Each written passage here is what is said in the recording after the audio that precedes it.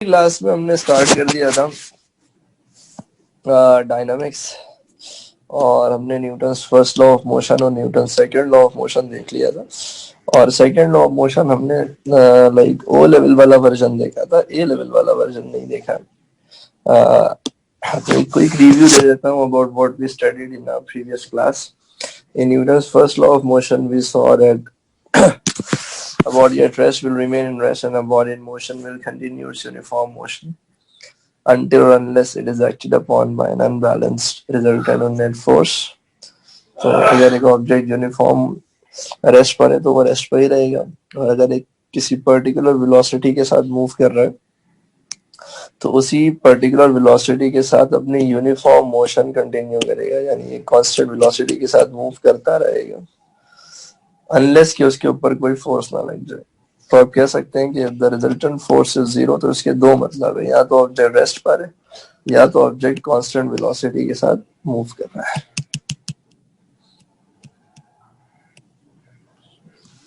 Second law of motion कहता है कि अगर एक ऑब्जेक्ट पे रिजल्टेंट फोर्स लग जाए तो उसमें एक एक्सेलरेशन प्रोड्यूस हो जाती है in the direction of the resultant force, which is very important कि it is not just the acceleration which is produced but second law ही एक्सेलरेशन की डायरेक्शन भी बताता है कि जिधर रिजल्टेंट फोर्स होगी एक्सेलरेशन हमेशा उसी डायरेक्शन में प्रोड्यूस होगी।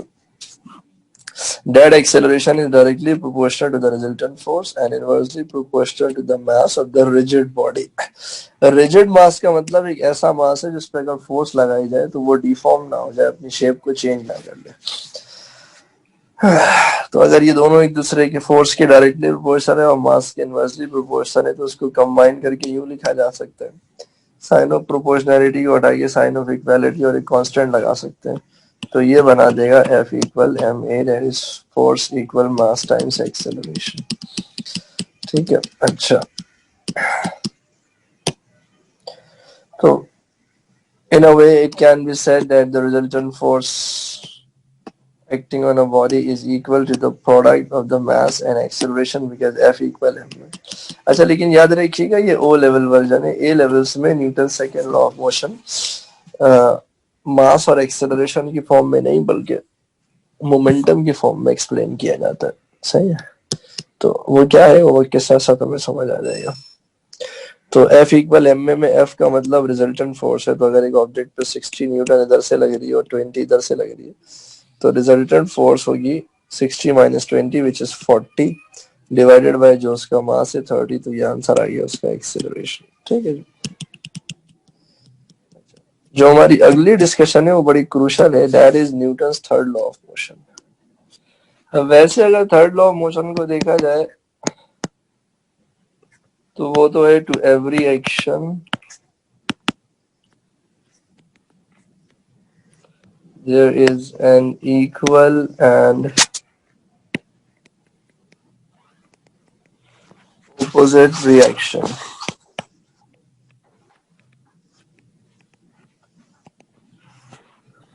उर्दू में कहते हैं हर अमल का एक रद्द अमल। अब बहुत सी चीजें होती हैं, बहुत से कॉन्सेप्ट्स होते हैं जो बच्चों को समझ में नहीं आते। ठीक है, बच्चे कहते हैं सर हमें ये टॉपिक समझ नहीं आता। वो इतना खतरनाक नहीं है। खतरनाक क्या है कि बच्चे को किसी टॉपिक का गलत समझ आ जाए। यू नो, सबसे कॉमन रॉन्ग फिजिक्स अप्लाई करते हुए अगर मैंने स्टूडेंट्स को देखा है ना तो वो यहां देखा है। यानी थर्ड लॉ ऑफ मोशन की जो पिक्चर उनके दिमाग में है और जो इन actual third law of motion है वो कुछ और ही है। सही है, असल में आप कह सकते हैं कि ये जो थर्ड लॉ ऑफ मोशन की स्टेटमेंट है ना ये थोड़ी सी मिसलीडिंग है। सही है, to every action there is an equal and opposite reaction. अब इसका मतलब अजीब बेतुकी बेतुकी मिसालें दी जाती हैं कि आप किसी को चमाट मारेंगे तो वो भी आपको चमाट मार देगा। सही है, मतलब ऑब्वियसली न्यूटन इतनी फारिग बातें करने नहीं आया था। मतलब क्या मतलब मैं किसी को चमाट मार के भाग गया तो क्या थर्ड लॉ ऑफ मोशन गलत साबित हो जाएगा? सही है, फिर मिसालें देते हैं, बॉल को दीवार पे मारी तो बॉल वापस आ गई, जोर से मारी तो जोर से वापस आ गई। ये एक्शन रिएक्शन है। ठीक है, तो मेरे ख्याल से हमें ना पहले अनलर्न करना पड़ेगा अगर कोई गलत picture Newton third law of motion की है, सही है, to actually learn the right concept of third law of motion. सही। देखिए in actual third law of motion में पहले ये समझ लें कि एक्शन और रिएक्शन का मतलब कोई इवेंट नहीं है, ठीक है ना, कि मैं खाने को खा रहा हूं तो फिर खाना मुझे भी खाएगा, सही है ना, ऐसी कोई बेतुकी बात नहीं है। एक्शन का मतलब है फोर्स और रिएक्शन का मतलब है फोर्स, बस। इस लॉ को मैं जरा तमीज से लिख देता हूं कि आखिर न्यूटन कहना क्या चाहता था। वो कहना चाहता है कि when a mass exerts a force on any other mass,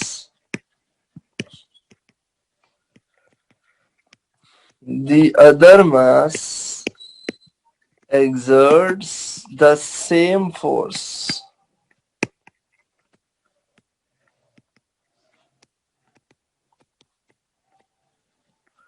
on the first mass, but in opposite direction.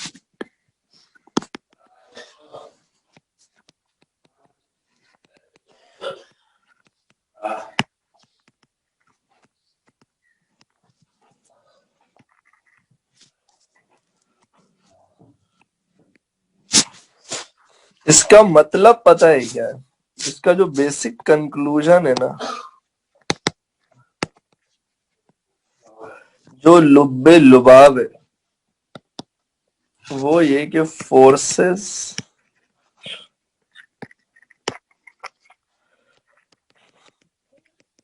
Always exist in pair. Force हमेशा जोड़ी बना के रहते हैं। अब इसकी हमें ना कोई 8-10 अच्छी प्रैक्टिकल एग्जांपल्स देखनी पड़ेंगी, सही है, तब जाके ये लॉ सही मानों में समझ आएगा। देखें, मैं स्टार्ट करता हूं उस थकी हुई एग्जांपल से,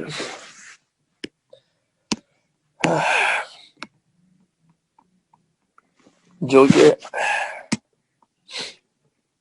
इस लॉ को एक्सप्लेन करने के लिए अक्सर दी जाती है। देखिए ये एक वॉल है, ठीक है,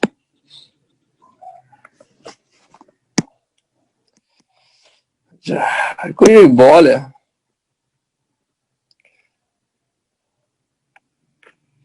जो कि आके वॉल को हिट करती है। जैसे ही बॉल वॉल को हिट करती है तो बॉल वापस आ जाती है। अब अगर आप ये कहते हैं कि बॉल का जाना एक्शन है और वापस आना रिएक्शन है, तो ये बिल्कुल गलत है। हाँ, अगर आप ये कहते हैं कि बॉल ने दीवार पे फोर्स लगाई टुवर्ड्स द राइट, इसको हम कहेंगे force exerted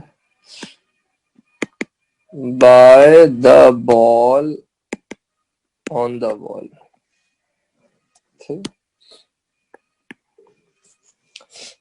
at the same time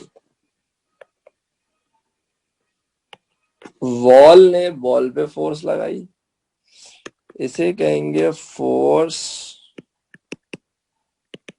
exerted by the wall on the ball। तो उतनी फोर्स वॉल ने बॉल पे लगाई जिससे बॉल पीछे आ गया। That make sense. ये दोनों थर्ड लॉ पेयर है कि अकेली फोर्स एग्जिस्ट नहीं कर सकती। जैसे ही बॉल ने दीवार पे फोर्स लगाई, जवाब में दीवार ने बॉल पे फोर्स लगाई। Equal in magnitude, opposite in direction, without any delay of time. अच्छा, एक और एग्जांपल समझे।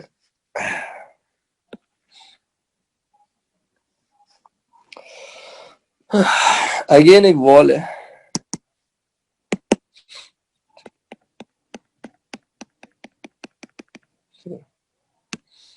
और उस पे कोई आपने शीशे का ग्लास लाके मार दिया। सही है,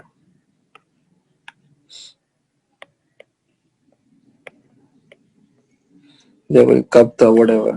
ठीक है, अब अगेन ग्लास ने पहले बॉल पे फोर्स लगाई,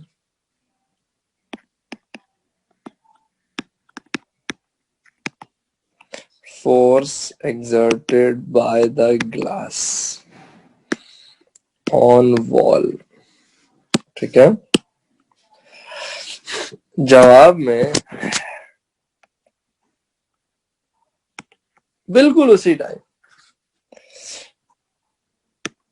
वॉल ने force exerted on glass by the wall that breaks the glass, जिससे क्या होता है, ग्लास टूट जाता है।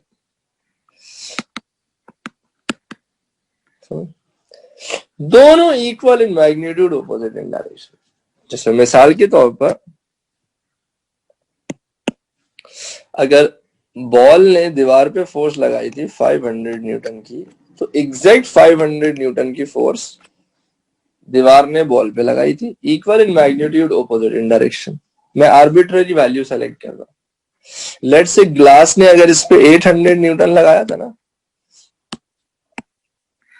तो इसने भी जवाब में इस पे 800 न्यूटन लगाया।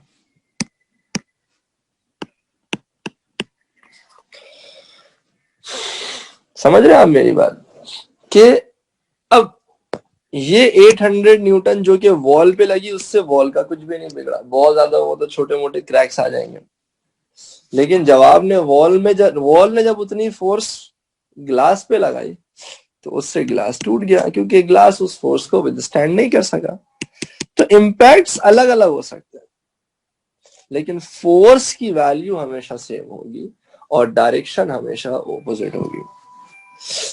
एक्सप्लेनेशन समझ आ रही है आप लोगों को?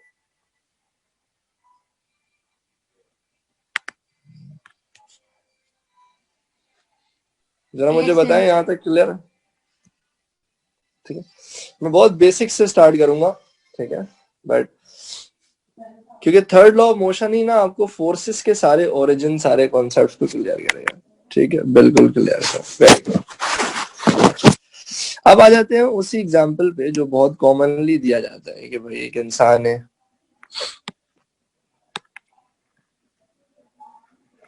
आपने ना शायद उसको चमाट मार दिया। सही है,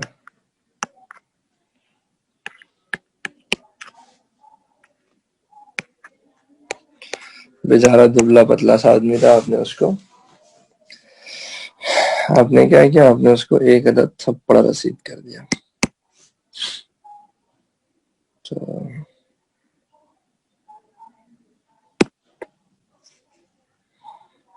लेट्स से ये आपके हाथ है,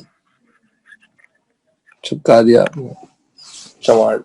ठीक है, अब देखिए अब क्या होगा कि आपके हाथ ने एक फोर्स लगाई,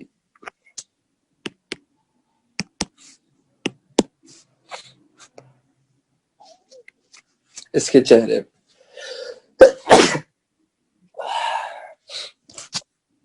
दो मासिस का इंटरेक्शन हो रहा है ना। एक मिनट देना है।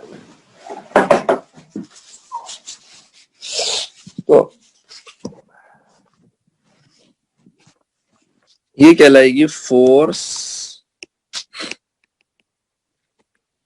exerted on face by hand। आपके हाथ ने इसके चेहरे पे फोर्स लगाई, जवाब में ठीक उतनी ही फोर्स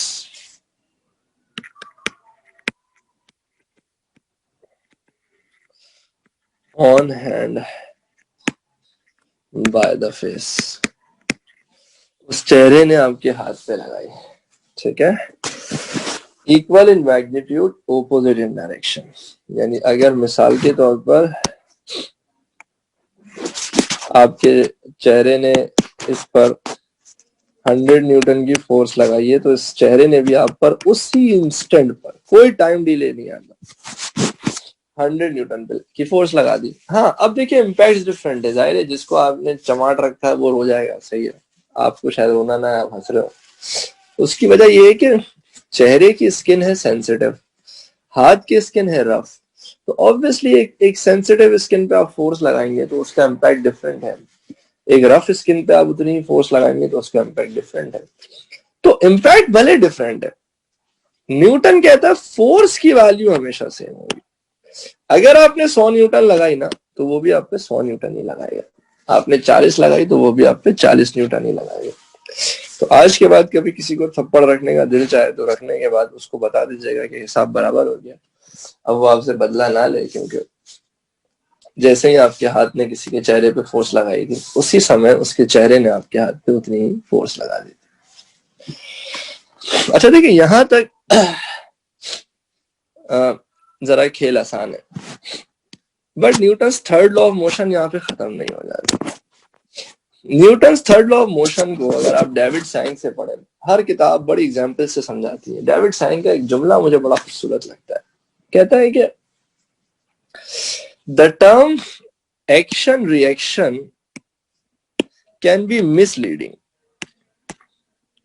सही है, because when you read the word action and reaction, आपके दिमाग में ये ख्याल आ सकता है, you may think that one force arises as a consequence of the other force। देखिए, एक्शन रिएक्शन का मतलब तो ये है ना, पहले मैंने आप पे हमला किया तो ये एक्शन था, आपने मुझ पे फिर जवाबी,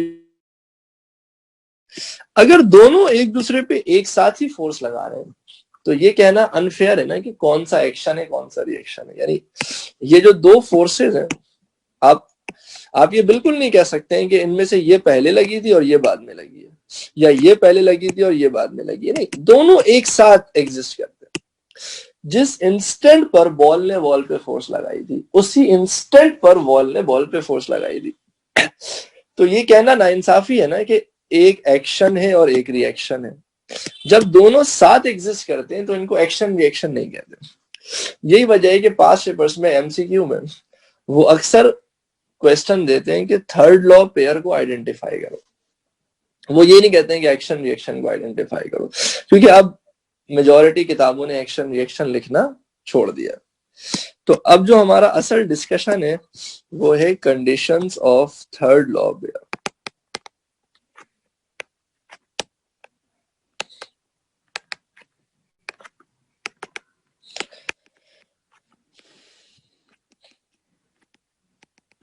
बच्चे अक्सर एमसीक्यू लेकर आते हैं, सर ये एग्जाम में ना 3-4 फोर्सेस एक सिनेरियो में दे देंगे, कहेंगे 4 ऑप्शन दे देंगे, कहेंगे बताओ इनमें से कौन सा फोर्स किसका थर्ड लॉ पेयर है, सही है। तो थर्ड लॉ पेयर बनने के लिए 4 शराइत का होना बहुत जरूरी है, जिसमें से पहली 2 से तो आप ऑलरेडी फेमिलियर है कि the two forces must be equal in magnitude,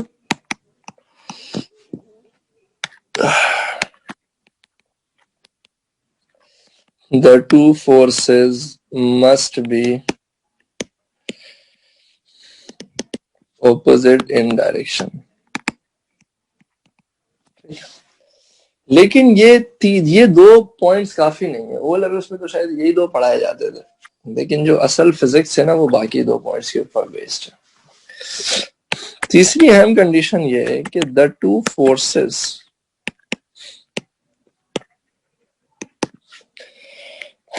must act on 2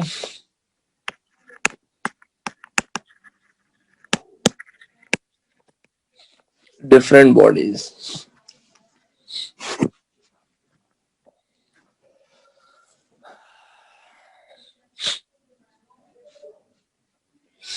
The two forces must act on 2 different bodies that interact with each other.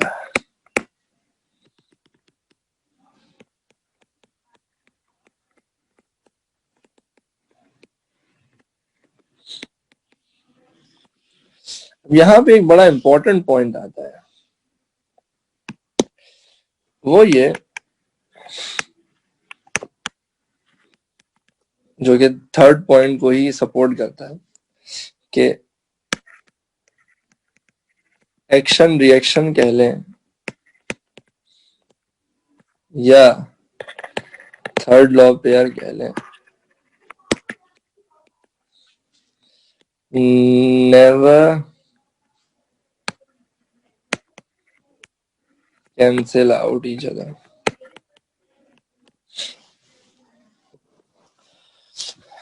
ये दो फोर्सेस कभी भी एक दूसरे को कैंसिल नहीं करते।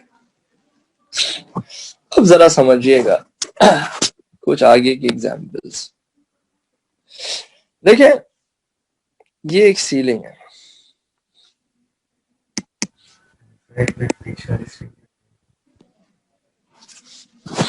ये जो बेटा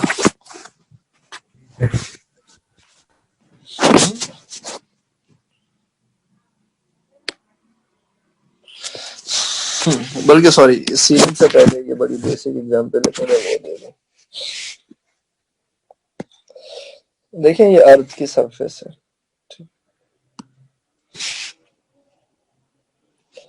या ऐसे समझाता हूँ ज्यादा बेटर समझ आएगा।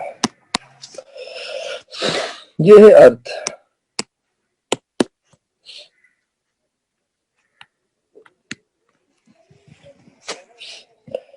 अच्छा, और ये छोटा सा मास है। अच्छा, अगर मैं आपसे ये कहूँ ना कि अर्थ इस मास को अपने सेंटर की तरफ अट्रैक्ट कर रहा है through a force called the gravitational force, ठीक है, तो अक्सर लोग एग्री कर जाते हैं, ठीक है ना। तो मैं लिख देता हूँ ग्रेविटेशनल फोर्स ऑन मास, या ये बॉक्स है ना, ऐसे लिख देता हूँ, on box by the earth. देखिए, ए लेवल फिजिक्स में आप जब भी किसी फोर्स को आइडेंटिफाई करें ना, उसमें दो चीजें बड़ी इंपॉर्टेंट है, ऑन और बाय। ये फोर्स लग रही किस पर है और ये फोर्स लगा रहा कौन है। जिस दिन आप ये काम करने में सक्सेसफुल हो गए ना, उस दिन आप फिजिक्स बहुत अच्छी सीख जाएंगे, ठीक है। तो दिस वाज माय बॉक्स,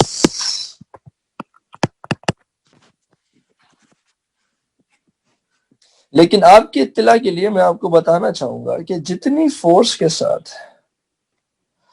ये बॉक्स अर्थ को नीचे की तरफ खींच रहा था, उतनी ही फोर्स के साथ ये बॉक्स अर्थ को ऊपर की तरफ खींच रहा था।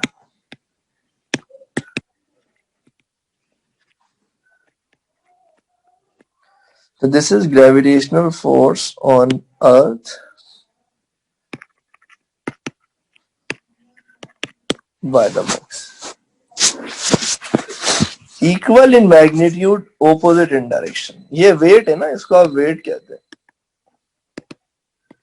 लेकिन हमने बचपन से क्या पढ़ा हुआ है कि अर्थ हर मास को अपनी तरफ अट्रैक्ट कर रहा है। लेकिन अगर आप असल में न्यूटन्स लॉ ऑफ ग्रेविटेशन पढ़ें तो आपको पता लगेगा कि it is not just earth that is attracting us, हम भी अर्थ को उतनी ही फोर्स के साथ अट्रैक्ट कर रहे हैं जितनी फोर्स के साथ अर्थ हमें अट्रैक्ट कर रहा है। इनफैक्ट दुनिया का हर मास दूसरे मास को अट्रैक्ट कर रहा है और दोनों एक दूसरे पर हमेशा फोर्स सेम लगाते हैं। यानी अगर अर्थ इस मास पर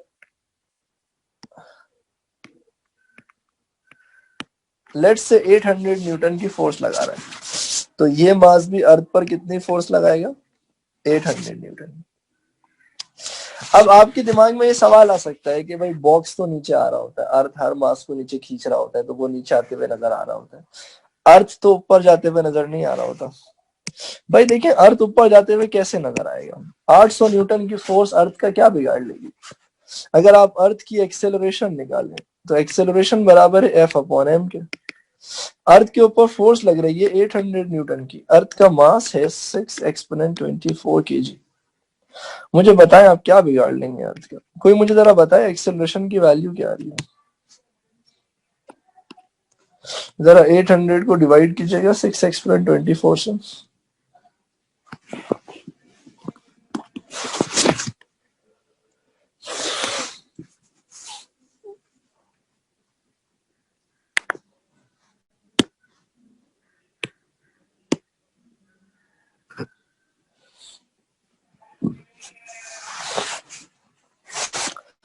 बेटा 800 को 6 एक्सपोनेंट 24 से डिवाइड कीजिएगा।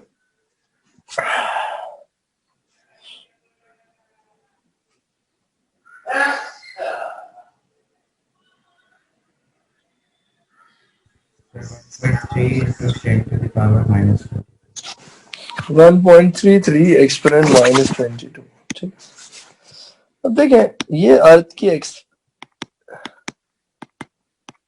एक्सेलरेशन है। मुझे बताएं ये पता कितनी होती है? ऐसा अगर मैं इसको सही से लिखूं ना तो ये 1 2 3 4 5 6 7 8 9 10 11 12 13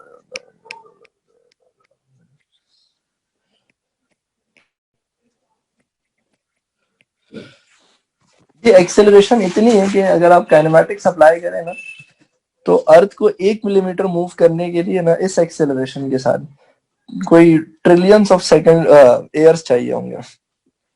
इसलिए अर्थ ऊपर आता हुआ महसूस नहीं होता, लेकिन इसका हरगिज मतलब ये नहीं है कि अर्थ के ऊपर फोर्स नहीं लग रही है। ठीक है ना? तो ये दोनों थर्ड लॉ पेयर हैं, equal in magnitude opposite in direction. और देखेंगे दो डिफरेंट बॉडीज पे एक्ट कर रहे हैं। ये दोनों फोर्स इस बॉक्स पे एक्ट नहीं कर रही है, बॉक्स पर और अर्थ पर। यानी एक फोर्स वो है जो कि अर्थ बॉक्स पे लगा रहा है और एक फोर्स वो है जो कि ये बॉक्स अर्थ पे लगा रही है, और ये दोनों फोर्सेस डिफरेंट है। यहां तक सारे क्लियर है बेटा? ये दोनों फोर्सेस सेम है लेकिन ऑपोजिट इन डायरेक्शन है। जल्दी बताएं, are you all clear till now? ये सारे बहुत सिंपल एग्जांपल्स हैं, लेकिन अगली कॉम्प्लिकेटेड एग्जांपल्स का ओरिजिन यहीं से निकलेगा। अब जरा देखें जो गलतियां शुरू होती हैं वो कहां से होती हैं। देखो बेटा ये है अर्थ, संयम।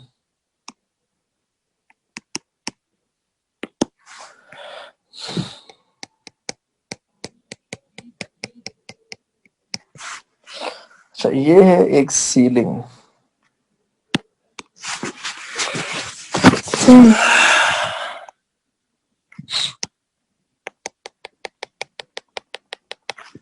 ठीक है। अच्छा इस सीलिंग में ना लाइक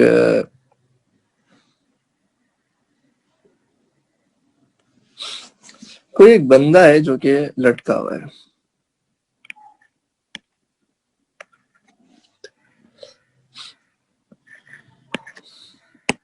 ठीक है,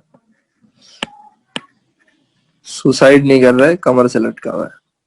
ठीक है भाई। अच्छा ये बंदा इक्विलिब्रियम में। अच्छा मैं आपसे पूछूं ये क्यों इक्विलिब्रियम में? अच्छे खासे बच्चे ये जवाब दे देते हैं कि सर इक्विलिब्रियम में इसलिए है कि इस पर एक फोर्स एक्ट कर रही है, इसका weight. This force is called the gravitational force on man by earth।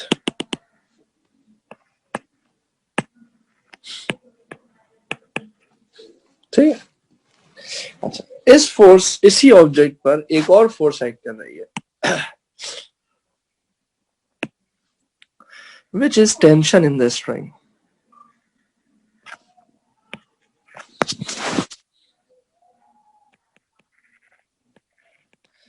अब इसको ऐसे लिखते हैं, टेंशन ऑन द मैन।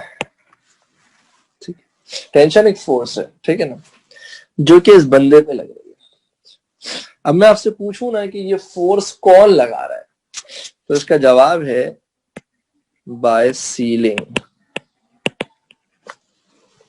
ये रस्सी दूसरे एंड पे जहां से अटैच है ना, ये फोर्स असल में वहां से आ रही है।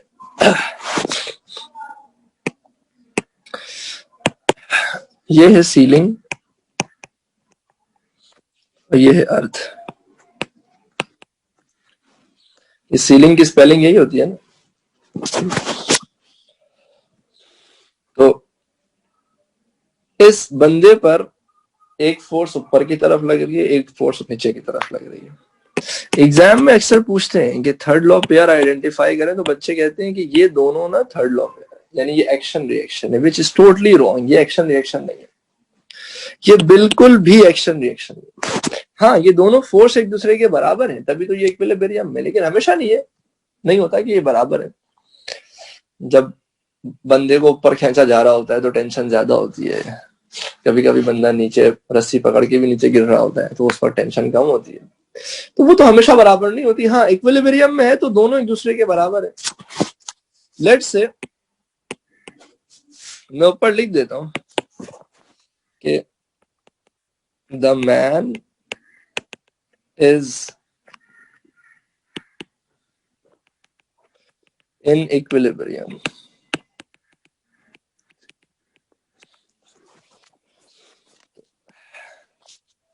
फॉर एग्जाम्पल इस बंदे का वेट है 600 न्यूटन, तो टेंशन भी यकीनन 600 न्यूटन होगी। दोनों एक दूसरे के बराबर है, इक्वल इन मैग्नीट्यूड है, ओपोजिट इन डायरेक्शन है, लेकिन ये दोनों फोर्सेस थर्ड लॉ पेयर नहीं है।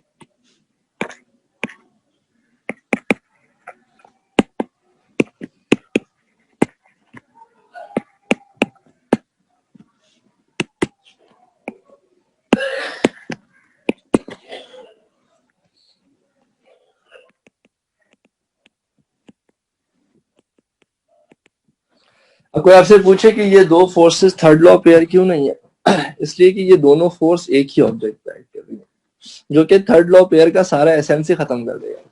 थर्ड लॉ पेयर का रूल ये है कि जब दो मासेस आपस में इंटरैक्ट करें तो वो दोनों एक दूसरे पे फोर्स लगाएंगे, वो दोनों forces equal in magnitude, opposite in direction होंगे, और वो दोनों फोर्सेस थर्ड लॉ पेयर बनाएंगे। ये तो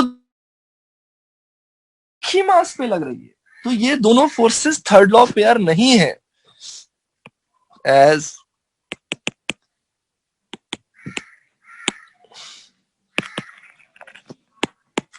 दे act on the same mass. ये दोनों फोर्स इस बंदे पर ही लग रहा है। तो अब आप कहेंगे सर फिर इनका थर्ड लॉ पेयर क्या है? देखें, जब इस सीलिंग ने बंदे को ऊपर की तरफ खींचा था ना, तो ये बंदा इस सीलिंग को नीचे खींच रहा था।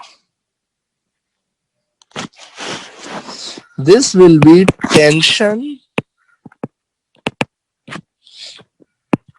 On ceiling by man.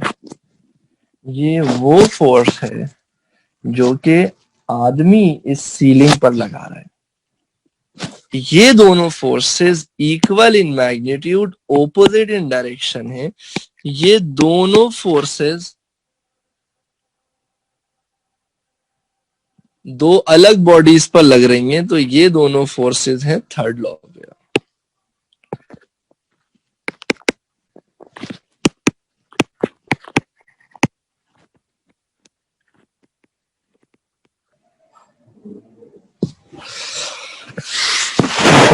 ठीक है, आवाज आ रही है बेटा आप लोगों को मेरी? जी sir. Alright,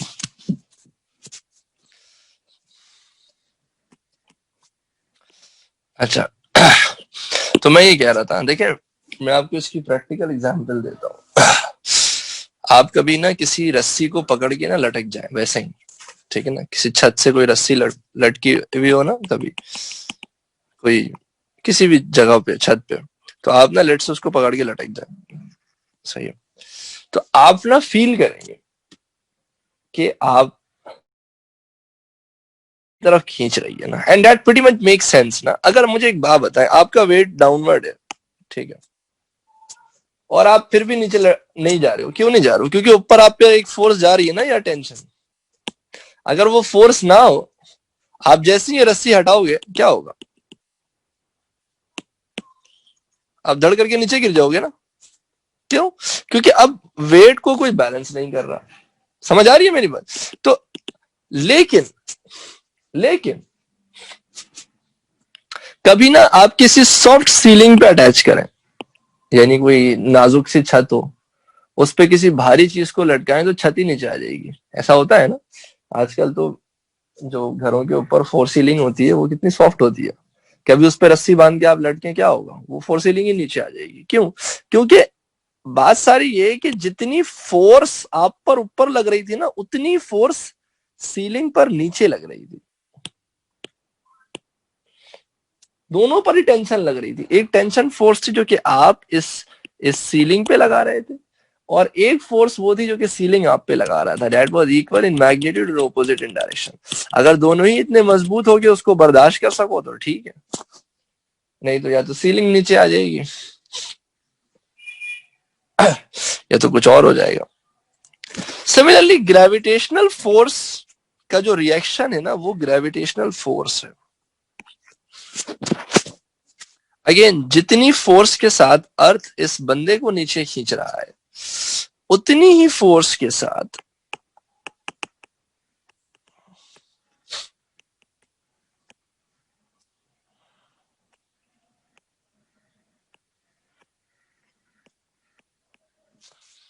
on earth by man. मैंने ये 600 न्यूटन रैंडमली सेलेक्ट किया। वो वैल्यू ऑब्वियसली यार कुछ भी हो सकती है। बताने का मकसद सिर्फ ये है, बताने का मकसद सिर्फ ये है कि हर जगह बस दो force equal in magnitude opposite in direction नजर आ जाए, तो उसको मुंह उठा के थर्ड लॉ पेयर नहीं दे देना।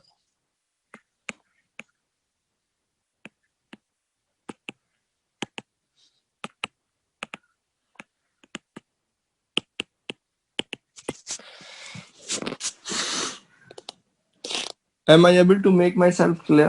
थोड़ा सा फोर्सेस का ओरिजिन समझ आ रहा है कि आखिर फोर्सेस एग्जिस्ट किस तरह से करती है, कि फोर्सेस किस तरह जोड़ियां बना बना के रहती है। देखिए, जब आप कहते हैं ना फोर्स लग रही है, जब आप सिर्फ ये कहेंगे ना फोर्स लग रही है, तो आपको कभी डायनामिक समझ नहीं आएगी।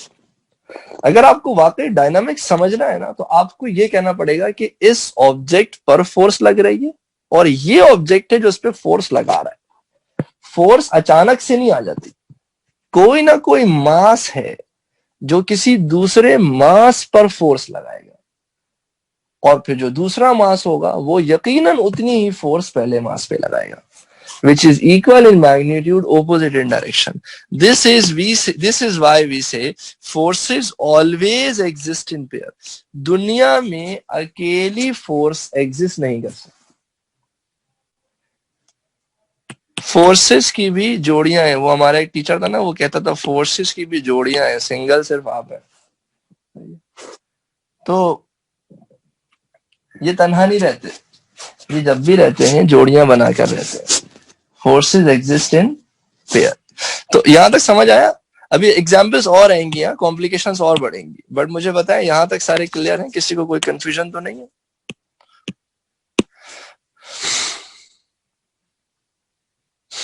यूसरा कह रही है सर एक दफा रिपीट कर दें प्लीज नेक्स्ट स्लाइड से। यूसरा वो टेंशन वाली बेटा,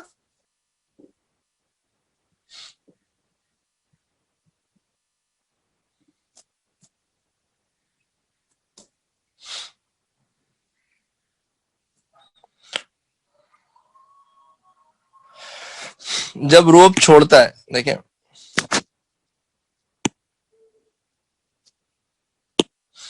मैं ये कह रहा हूं कि ये एक सीलिंग है, ठीक है ना।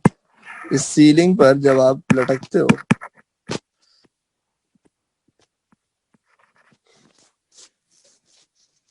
तो आपका वेट डाउनवर्ड है ना, और टेंशन ऊपर है, ये मानती हैं आप?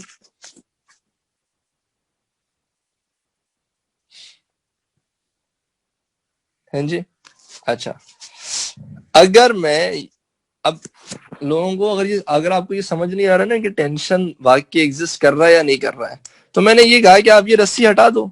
जैसे ही आप रस्सी तोड़ोगे क्या होगा? बंदा फौरन से नीचे गिर जाएगा ना। लेकिन जब रस्सी लगी हुई थी तब तो बंदा नीचे नहीं गिर रहा था। क्यों? क्योंकि उस वक्त टेंशन अपवर्ड एक्ट कर रही थी, वो वेट को कैंसिल कर रही थी। तो जब आप किसी रोप को पकड़ के लटक जाते हो ना, तो एक फोर्स है जो आप पर ऊपर है, ऊपर की तरफ एक्ट कर रही होती है, वो है टेंशन। और एक आपके ऊपर नीचे की तरफ फोर्स एक्ट कर रही है, वो है वेट। ये दोनों equal in magnitude, opposite in direction है, ये दोनों कैंसिल हो जाएंगे। लेकिन ये दोनों फोर्सेस थर्ड लॉ पेयर नहीं है। थर्ड लॉ पेयर क्या है कि भाई अगर टेंशन एक्ट कर रही है ना, तो टेंशन किसने लगाई? सीलिंग ने। तो फिर सीलिंग पर भी ये बंदा फोर्स लगाएगा, equal in magnitude, opposite in direction. तो ये दोनों हो गए थर्ड लॉ पेयर। अगर आपके पास ये वाली फोर्स है ना, यानी कि वेट 600 न्यूटन, तो इसका भी, अच्छा इस पे वेट किसने लगाया, यानी ग्रेविटेशनल फोर्स किसने लगाई? सर अर्थ ने लगाई। तो फिर ये भी अर्थ पर उतनी ही फोर्स लगाएगा, which is 600 Newton in the upward direction. तो ये दोनों थर्ड लॉ पेयर हैं, और ये दोनों थर्ड लॉ पेयर हैं। लेकिन these two forces are not third law pair, as they act on the same mass. दूसरा,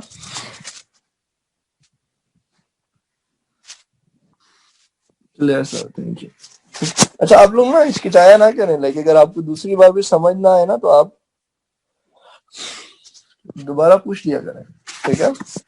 कॉलेज में तो मुझे 4-4 दफा रिपीट करना पड़ता है, आप लोग तो फिर भी पहली बार में समझ आ जाता है आप लोगों को, ठीक है।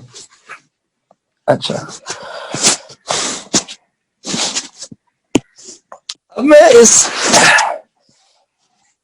Condition of Newton's third law of motion में जो चौथा पॉइंट है वो अब ऐड कर रहा हूं,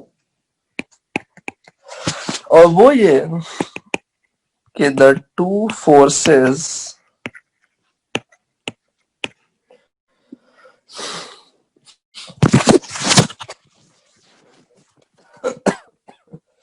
देखें, अब ना जरा फोर्सेस की टाइप समझें।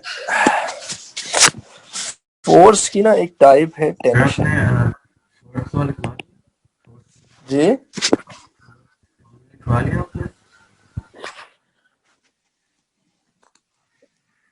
बेटा क्या कह रहे हो, मैं समझा नहीं, आवाज नहीं आ रही है। सर आप थर्ड लॉ पेयर्स के 4 रूल थे, तो आपने फोर्थ लिखवा दिया? हाँ, फोर्थ लिखवा दिया मैंने। तो एक में दिखा देंगे। ये लो, ये लो। फोर्थ पॉइंट है the two forces must be of the same time. Okay sir, ठीक है।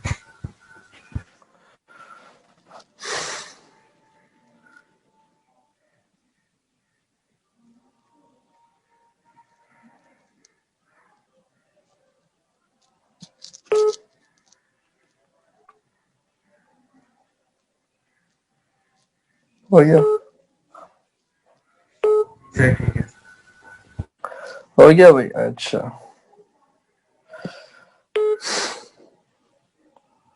ये क्या है?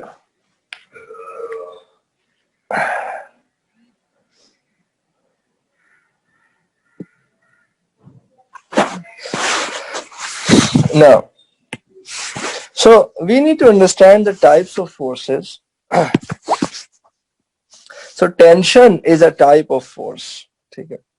अब टेंशन कैसे एग्जिस्ट करती है? जब भी दो मासेस को रस्सी के दो सिरे से बांध दिया जाए, ठीक है, और कोई भी एक मास दूसरे मास को खींचने की कोशिश करे, तो जो एक फोर्स जनरेट होती है ना, वो टेंशन फोर्स होती है। और वो ऐसा नहीं होता कि सिर्फ वो एक पर ही एक्ट करे। जैसे आपने टग ऑफ वॉर खेला होगा। टग ऑफ वॉर में क्या होता है?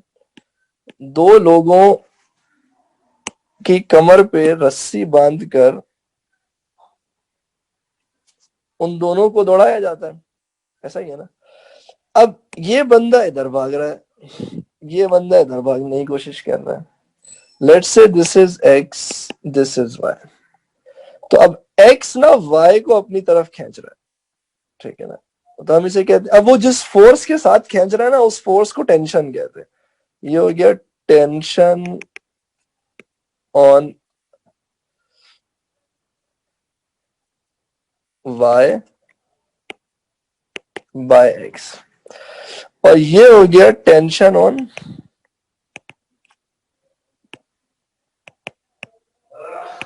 X by Y. तो ये दोनों फोर्सेस ना हमेशा इक्वल इन मैग्नीट्यूड और ऑपोजिट इन डायरेक्शन होंगे, हमेशा, चाहे एक्स आगे जा रहा हो चाहे वाई पीछे जा रहा हो। आप कहेंगे सर ये कैसी बात है? मैं आपको समझाता हूं। देखिए, फॉर एग्जाम्पल, वाई आगे जा रहा है और एक्स को खींचता हुआ आगे जा रहा है।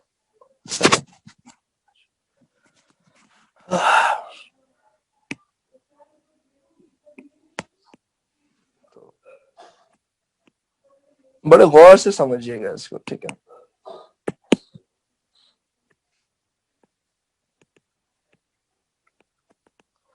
y moving towards the right। अच्छा, x भी मूव कर रहा है।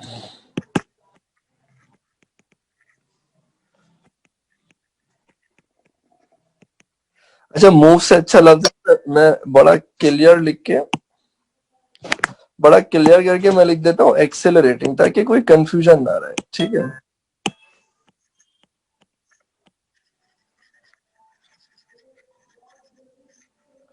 Let's say this is x accelerating towards the right and this is y। इसको भी मैं कोई कंफ्यूजन ना रहे तो बड़ा क्लियर लिख देता हूं कि ये भी एक्सेलरेट कर रहा है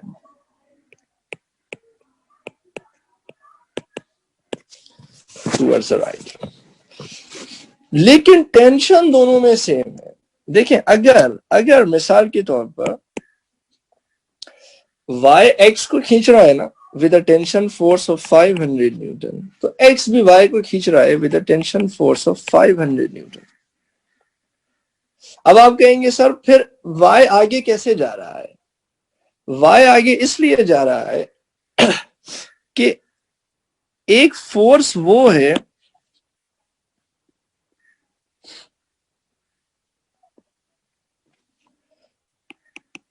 जो कि y खुद लगा रहा है, एडिशनल।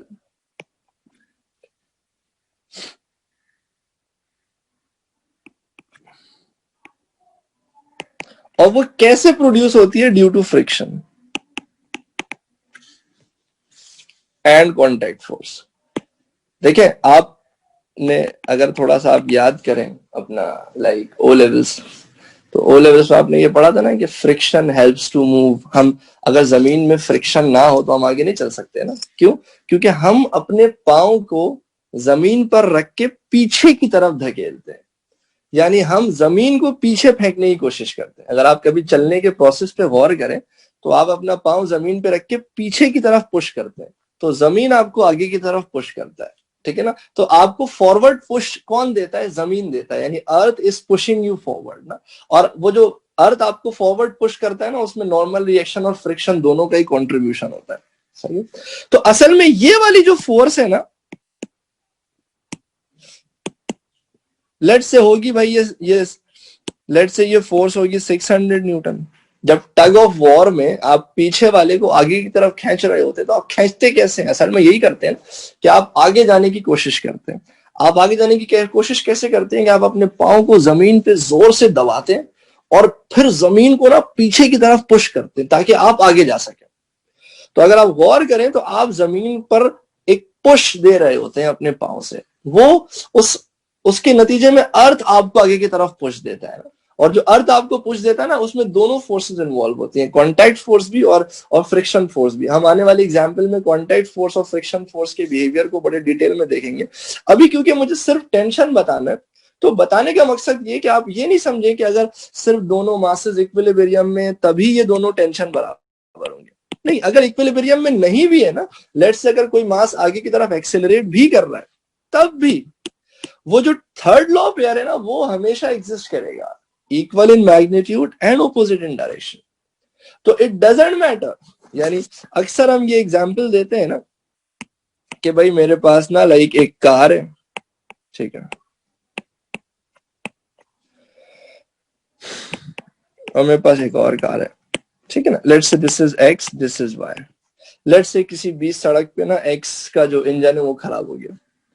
अब क्या करते हैं भाई, हम टो करते हैं, हम एक्स और वाई को बांध देते हैं। अब वाई क्या कर रहा है, एक्स को टो कर रहा है। तो अब एक एक नॉर्मल बंदे के लिए तो बस ये है कि वाई एक्स को आगे खींच रहा है, लेकिन एक फिजिसिस्ट इसको ऐसे नहीं देखता है। फिजिसिस्ट इसको ऐसे देखता है कि यहां पर जैसे ही ये दो स्ट्रिंग दो मासेस के बीच में आई और इन स्ट्रिंग में खिंचाव पैदा हुआ, तो एक टेंशन है एक्स पर। मैंने कहा ना, सिर्फ टेंशन बोलने का फायदा नहीं है, किस पर लगी और किसने लगाई ये इंपॉर्टेंट है। तो एक्स पर टेंशन लगी टुवर्ड्स द राइट, किसने लगाई, वाई ने लगाई। सिमिलरली टेंशन वाई पर लगी, किसने लगाई, एक्स ने लगाई। ये दोनों equal in magnitude, opposite in direction है। अब लेट्स से एक्स ने एक्स पर लग रही है 1000 न्यूटन, तो वाई पर भी लगेगी 1000 न्यूटन, लेकिन वाई आगे जा रहा है। क्यों आगे जा रहा है? क्योंकि सर देखें, प्रॉब्लम ये है कि वाई का इंजन खराब नहीं है, वाई का फॉरवर्ड पुश दे रहा है कार को, और वो यकीनन बहुत ज्यादा होगी। लेट्स से वो 5000 न्यूटन है। ये जो फोर्स है ना, this force is actually force exerted by the engine of the car। अब कार का इंजन किस तरह फोर्स लगाता है उस पर हम अलग से डिटेल में बात करेंगे, बट बताने का मकसद ये कि देखिए थर्ड लॉ पेयर यहां पे भी एग्जिस्ट कर रहा है। ये जो दो फोर्सेस है ना, दीज टू फोर्सेस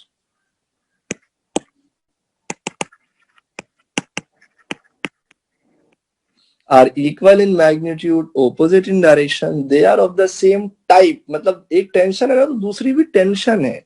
तो these two forces are of the same type, they are equal in magnitude, they are opposite in direction, and last but not the least, they are acting on two different bodies। So yes, these two forces are third law pair।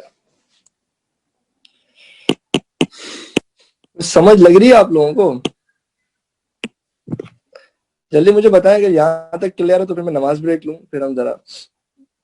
Ji sir.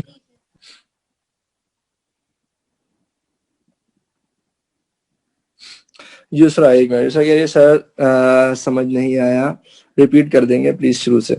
दूसरा talking about this one और this one?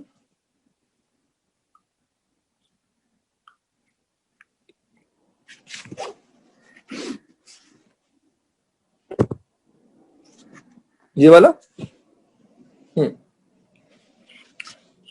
देखो, x और Y दोनों एक रोप से बंधे हुए हैं। वाई आगे की तरफ जा रहा है। जब वाई आगे की तरफ जा रहा है ना, तो वाई यानी आप खुद, लेट से ये बंदा है जो कि आगे की तरफ एक फोर्स लगा रहा है, तो उस पर फौरन से एक पीछे की तरफ फोर्स एक्ट करेगी, विच इज टेंशन। ये दोनों फोर्सेस ना थर्ड लॉ पेयर नहीं है, बल्कि ये दोनों फोर्सेस थर्ड लॉ पेयर है। जब सिर्फ ऐसा नहीं है कि एक्स वाई को खींच रहा है, बल्कि वाई एक्स को भी खींच रहा है।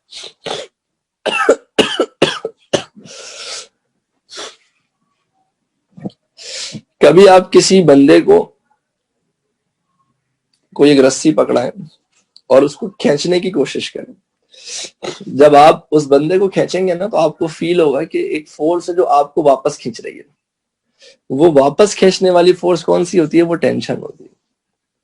तो अगर एक्स वाई पर 500 न्यूटन की टेंशन लगा रहा है तो वाई भी एक्स पे 500 न्यूटन की टेंशन फोर्स लगाएगा। ये दोनों फोर्सेस इक्वल इन मैग्नीट्यूड और ऑपोजिट इन डायरेक्शन है। दूसरा,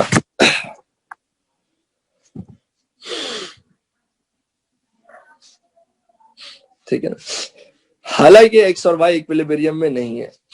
एक्स पर सिर्फ एक ही फोर्स लग रही है 500 न्यूटन की, तो एक्स आगे चला जाएगा, ठीक है। और या यकीनन एक्स जो पीछे की तरफ फोर्स लगा रहा है ना,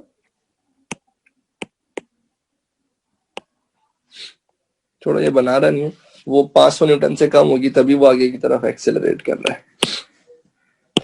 यहां तक सारे क्लियर है? I need acknowledgement from everyone please. फिर मैं जरा 5 मिनट का ब्रेक लेता हूँ, फिर हम what about the rest? How many participants do we have? Clear? Ashad clear? वो है मोहम्मद हुसैन है आज की क्लास में? मोहम्मद समझ आ रहा है बेटा? नेहा, समन,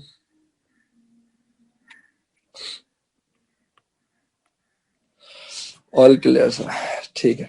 तो मैं 5 मिनट, तो मैं ये कह रहा था कि दुनिया में फोर्सेस की ना डिफरेंट टाइप्स हैं। देखिए, रिजल्टेंट फोर्स फोर्स की कोई टाइप नहीं है। टेंशन फोर्स की एक टाइप है, फ्रिक्शन फोर्स की एक टाइप है,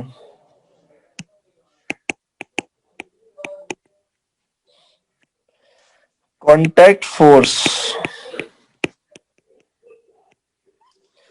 फोर्स की एक टाइप है, ग्रेविटेशनल फोर्स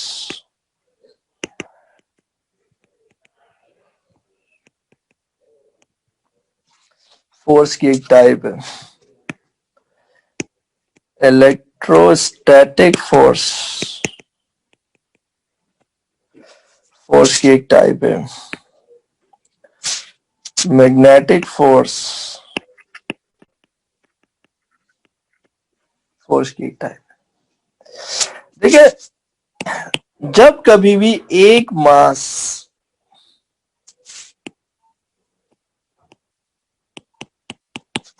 किसी दूसरे मास पे स्लाइड करने की कोशिश करता है, ठीक है, तो उन दोनों मासेस के सरफेसेस ना जो इन कांटेक्ट विद ईच अदर होते हैं, वो एक दूसरे में कहीं ना कहीं अटक जाते हैं, जिसकी वजह से उनका एक दूसरे पर स्लाइड करना मुश्किल होता है या उन्हें स्लाइड करने में रुकावट महसूस होती है। इस रुकावट की वजह से जो फोर्स जनरेट होती है ना, उसे फ्रिक्शन कहते हैं।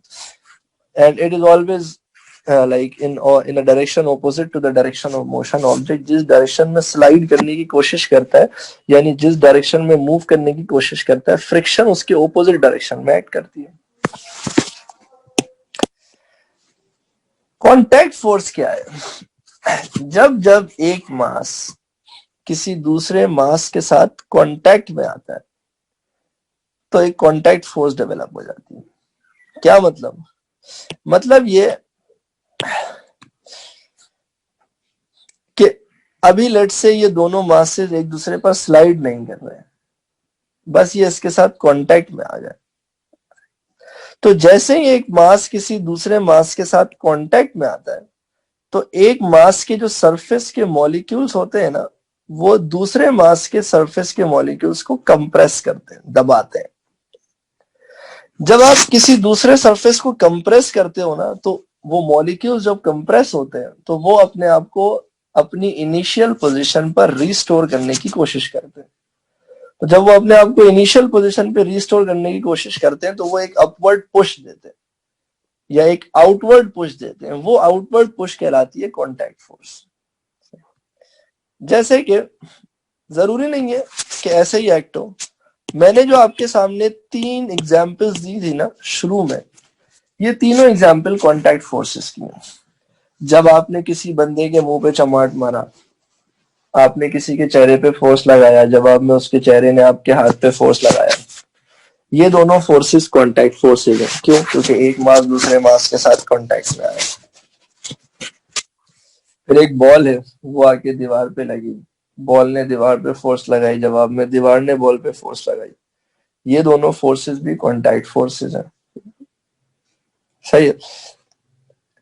गिलास ने दीवार पे फोर्स लगाई, जवाब में दीवार ने गिलास पे फोर्स लगाई। ये सारी फोर्सेस एग्जिस्ट ही उस वक्त करेंगी जब एक मास दूसरे मास के साथ कांटेक्ट में आ रहे हैं। तो these are simply contact forces. इनका बिहेवियर समझ लें कि जो कांटेक्ट फोर्स है ना, वो हमेशा परपेंडिकुलर होता है सरफेस के। यानी अगर मिसाल के तौर पर ये एक दीवार है और फिर ये दूसरी दीवार है, और इस दीवार पे लाकर मैं किसी लैडर को लगा दूं,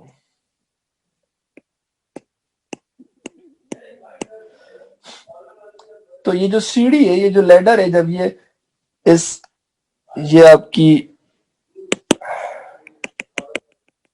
ये आपका फ्लोर है और ये आपका वॉल है, तो ये वॉल के साथ भी और फ्लोर के साथ भी कांटेक्ट में है ना। तो जैसे कि कांटेक्ट में आएगा ना, तो इस पर एक फोर्स लग जाएगी, इसे कहते हैं कांटेक्ट फोर्स।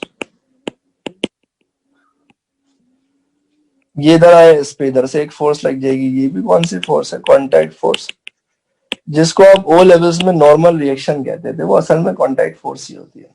ठीक है, 1 मिनट जरा होल्ड कीजिएगा। हाँ बोलो। तो मैंने अभी आपको ज्यादा नहीं बताया, मैंने आपको सिर्फ इतना बताया कि भाई जब एक मास दूसरे मास पे स्लाइड करने की कोशिश करता है तो एक फ्रिक्शन फोर्स एक्ट करना शुरू हो जाती है। जैसे अगर मेरे पास mass trying to slide towards the right, तो इस मास पर ना एक फ्रिक्शन फोर्स एक्ट करेगी,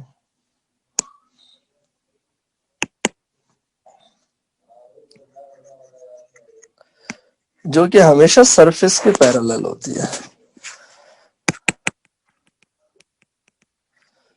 फ्रिक्शन एक्टिंग ऑन मास, जो कि जिस डायरेक्शन में आप स्लाइड करते हैं उसके ऑपोजिट होती है। और हमेशा याद रखना, ये प्रिंसिपल रूल याद रखिएगा कि कांटेक्ट फोर्स हमेशा परपेंडिकुलर टू द सरफेस होती है।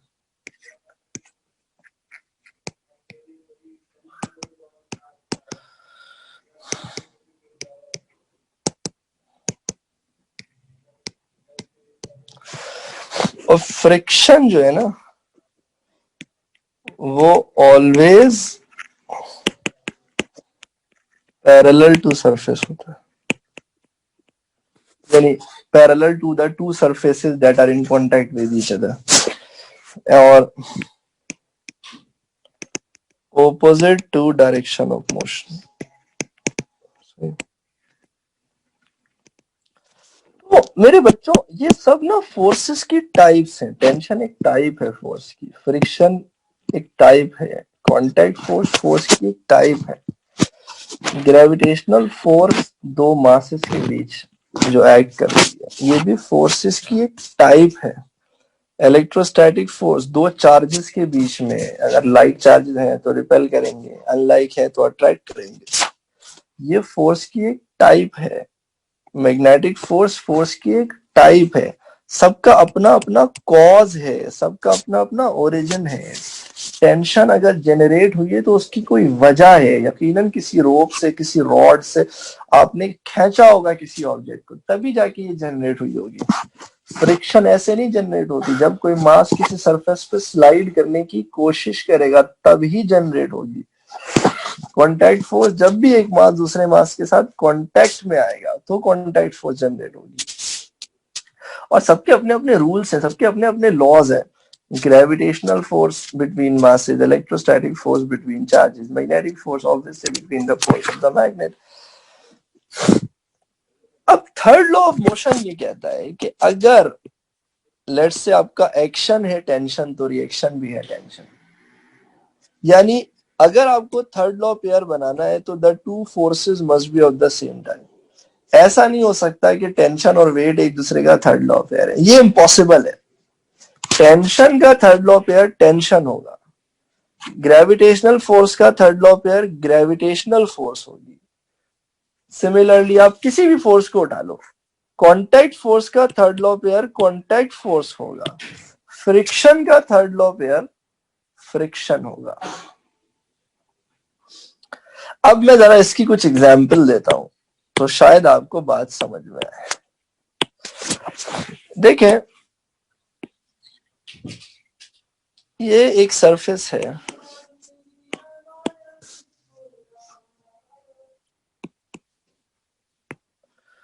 और इस सरफेस पर मेरे पास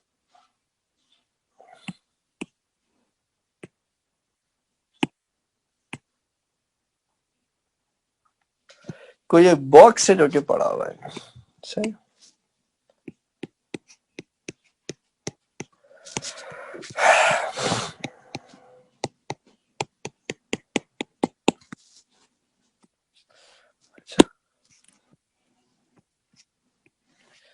ये मैं हूं और मैं इस सरफेस को ना आगे की तरफ पुश कर रहा हूं।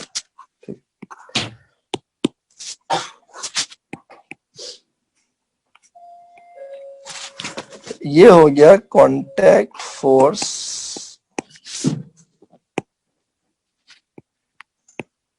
On box by sir Pasha, सही है। अच्छा, लेकिन ना ये बॉक्स आगे नहीं जा रहा। कभी कभी होता है ना, कोई हैवी बॉक्स है, आप उसको पुश कर रहे हैं किसी सर्फ, लेकिन जैसे कोई वार्डरोब है बहुत हैवी, आप उसको पुश कर रहे हैं, वो आगे नहीं जा रहा। भाई आप तो फोर्स लगा रहे हैं ना, लेकिन वो आगे नहीं जा रहा। तो कोई आपसे पूछे कि क्यों नहीं आगे जा रहा, तो उसका जवाब ये कि भाई कैसे आगे जाएगा, एक फ्रिक्शन है जो कि एक्ट कर रही है बॉक्स पर।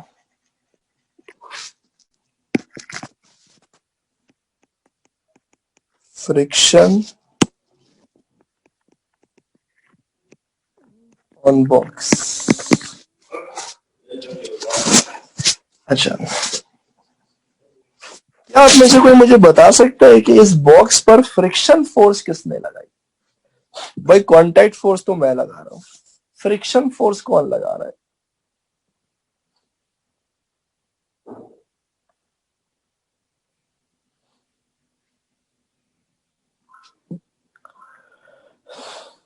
बोलो भाई। Surface, very good. To be more precise, surface of earth, सही है। Friction on box by the surface of earth.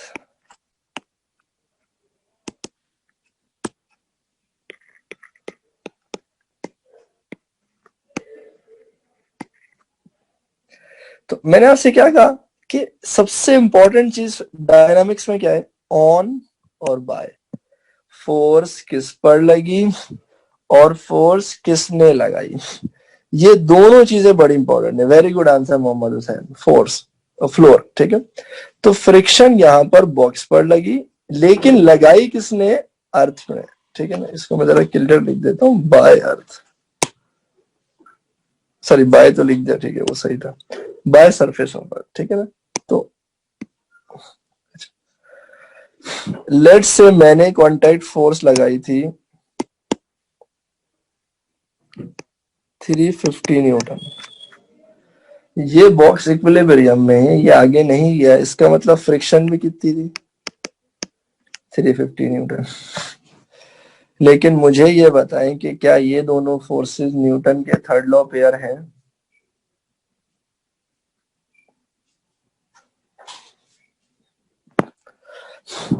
Are these two forces that are equal in magnitude, opposite in direction, are they Newton third law pair? No. जबरदस्त, very good. यही वो चीज है जो मैं आपको सिखाना चाह रहा था कि हर जगह अगर दो force equal in magnitude opposite in direction हो तो वो थर्ड लॉ पेयर नहीं हो जाते। भले ये इक्वल इन मैग्नीट्यूड है, ऑपोजिट इन डायरेक्शन है, लेकिन these two forces are acting on the same body, which is not the condition of Newton's third law of motion. चलें, अब बड़ा मुझे क्लियर बताइएगा कि इस बॉक्स पर अगर मैंने कांटेक्ट फोर्स लगाई तो इसका रिएक्शन क्या होगा, यानी इसका थर्ड लॉ पेयर कैसे बनेगा। मुझे आप इसका थर्ड लॉ पेयर बताएं।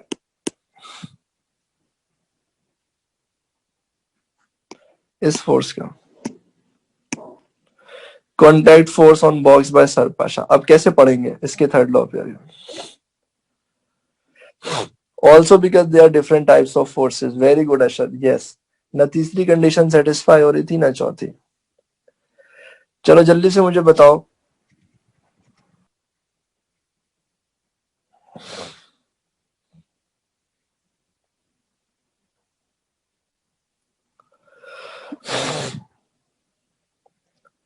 बेटा इस फोर्स का थर्ड लॉ पेयर बताइएगा। Contact force on box by sir Pasha.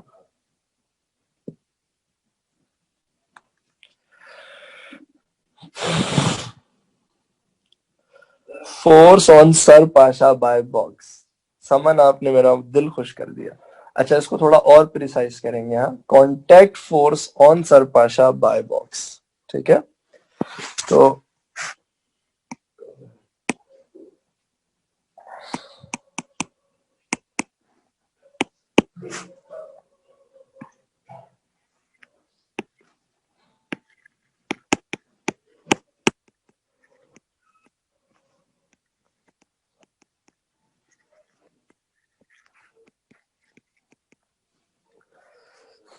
यही वजह है कि जब आप किसी चीज को आगे की तरफ पुश करते हैं तो आपको फील होता है कि आप पीछे गिर रहे हैं। ऐसा होता है ना, बचपन में मैं किसी मोटे ताजे बच्चे को धक्का देता था ना तो मैं खुद पीछे गिर जाता था। क्यों? क्योंकि जितनी फोर्स मैंने उस बंदे पे लगाई उतनी फोर्स उस बंदे ने, उतनी कांटेक्ट फोर्स उस बंदे ने मुझ पे लगा दी। अच्छा, ये भी यकीनन इस केस में 350 न्यूटन ही होगा। सही है। अच्छा, इसका कोई मुझे थर्ड लॉ पेयर बताया। Friction on box by surface of अर्थ।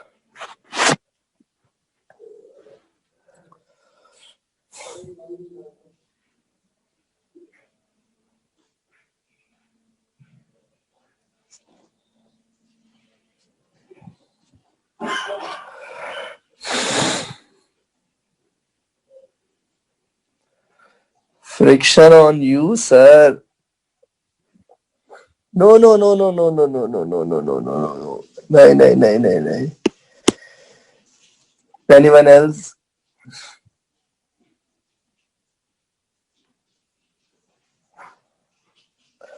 देखिए, फ्रिक्शन मैंने नहीं लगाई है। Exactly, friction on earth by the box. Earth इस बॉक्स पे लगा रहा है ना फ्रिक्शन फोर्स, तो जवाब में ये बॉक्स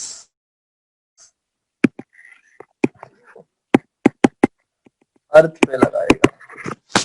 तो friction on earth by the box. समझ लग रही है आप लोगों को?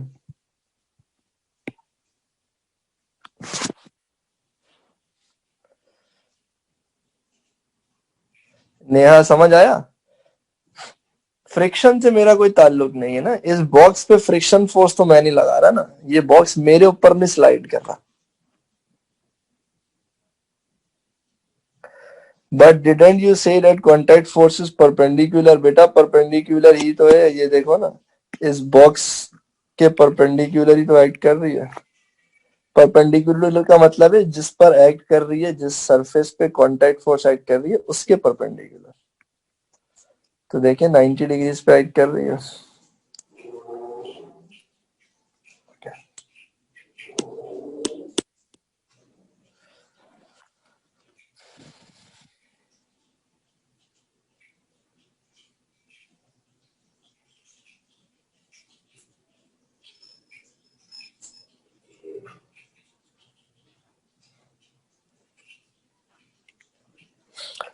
तो ये भी कितना होगा 350 Newton.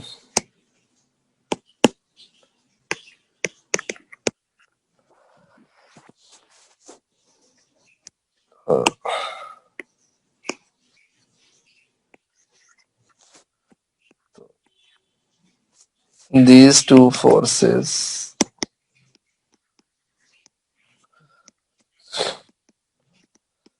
are third law pair, and these two forces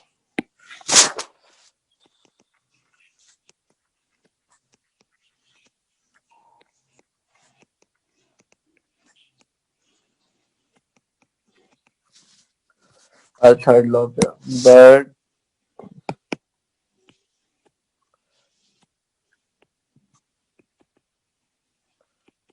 these two forces are not third law pair. Hello साहब। जी सर।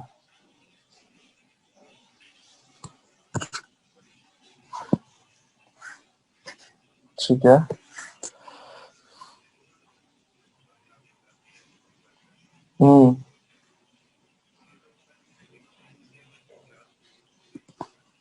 नहीं नहीं नहीं, क्या नाम क्या है?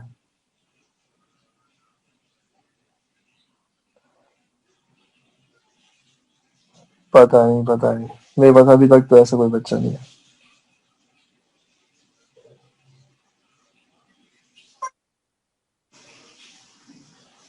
अच्छा चलो, मैं चेक कर लेता हूँ, मैं भी क्लास के बीच में हूँ, फिर आपसे बात करता हूँ। ठीक।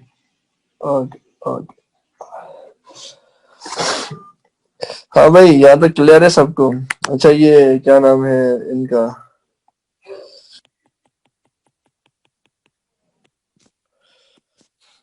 अगेन एक मास है जो कि बस एक अर्थ की सरफेस पे पड़ा हुआ है। ठीक है।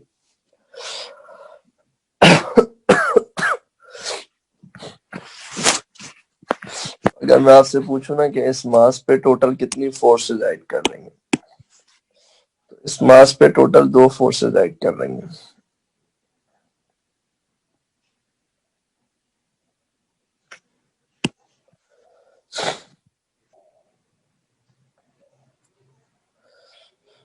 एक फोर्स है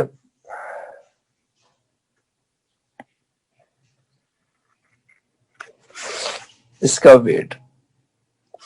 अब मैं इसको वेट नहीं कहूंगा, मैं इसको प्रॉपर कहूंगा gravitational force on the box. किसने लगाया? अर्थ ने लगाया। ठीक है। अब मैं आपसे पूछूं, ये मास इक्विलिब्रियम में क्यों है? ये मास इक्विलिब्रियम में इसलिए है क्योंकि ये मास अर्थ के साथ कांटेक्ट में आया, तो इस पर एक कांटेक्ट फोर्स लगी ऊपर की तरफ। We call this force as contact force. ये भी किस पे लगी? इस बॉडी पर ही लगी ना, ऑन द बॉक्स बाय अर्थ। ये भी फोर्स किसने लगाई? अर्थ ने ही लगाई। ये जिसको आप नॉर्मल रिएक्शन कहते हैं, यानी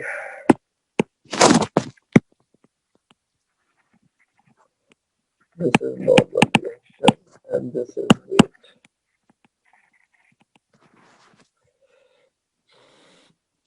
तो ये दोनों फोर्सेस एक दूसरे के बराबर हैं, equal in magnitude, opposite in direction. सही है। तो ये दोनों फोर्सेस एक दूसरे को क्या करेंगे भाई? कैंसिल आउट कर देंगे। फिर क्या करें? मेरा सवाल ये है, फॉर एग्जाम्पल जो कांटेक्ट फोर्स है वो है 1000 न्यूटन, और जो ग्रेविटेशनल फोर्स है वो भी है 1000 न्यूटन। ये दोनों forces equal in magnitude, opposite in direction है। जल्दी से बताइए कि क्या ये दोनों फोर्स थर्ड लॉ पेयर है?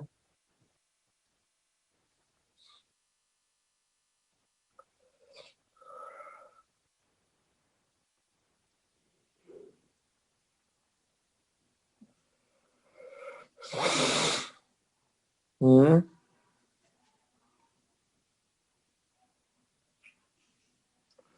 सबका जवाब आया नो।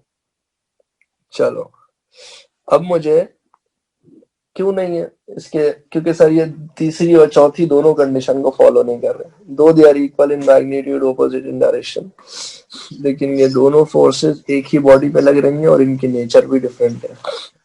एक कॉन्टैक्ट फोर्स है, एक ग्रेविटेशनल फोर्स है। तो चलो, अब मुझे बताओ जरा इस ग्रेविटेशनल फोर्स का थर्ड लॉ क्या है?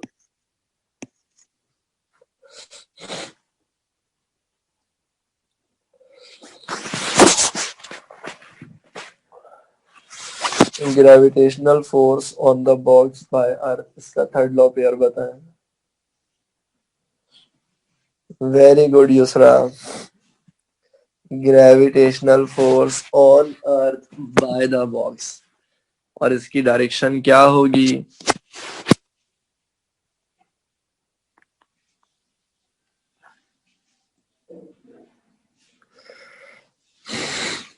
Very good Saman, very good Yusra. Opposite मतलब अपवर्ड या downward?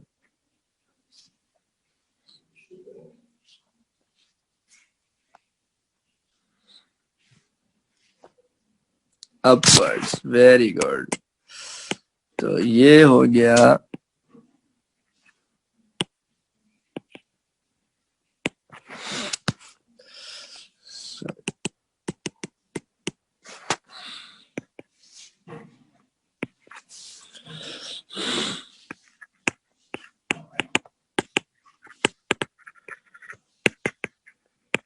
gravitational force on earth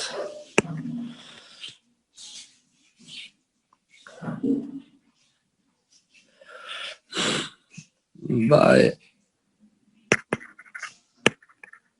the box, equal in magnitude, opposite in direction। ठीक है, मैं इसकी हेडिंग डाल देता हूँ, a box placed on a surface of earth। सही। चलो जल्दी से contact force on box by earth का बताओ।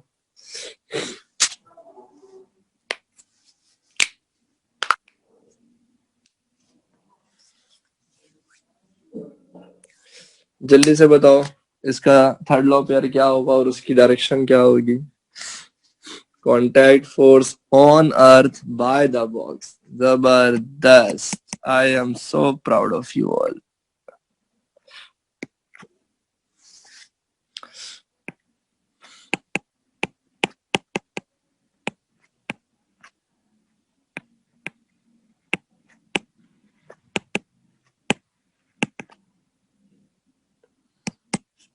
आप लोगों को अंदाजा नहीं है कि अगर आपको ये वाकई क्लियर हो चुका है ना, तो आधी डायनामिक्स यही है,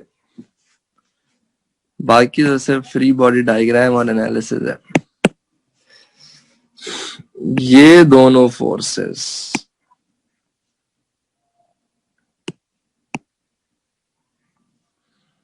ये है थर्ड लॉ पेयर,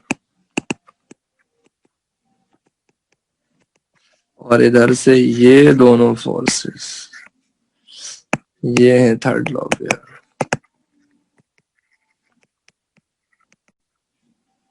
और हमारे यहाँ सबसे बड़ा एरर क्या है? हम कहते हैं कांटेक्ट यानी नॉर्मल रिएक्शन और वेट एक्शन रिएक्शन है। ये गलत है, ये दोनों एक्शन रिएक्शन बिल्कुल भी नहीं है, और इसके ऊपर इसीलिए एग्जाम में क्वेश्चन भी बड़े पूछे जाते हैं।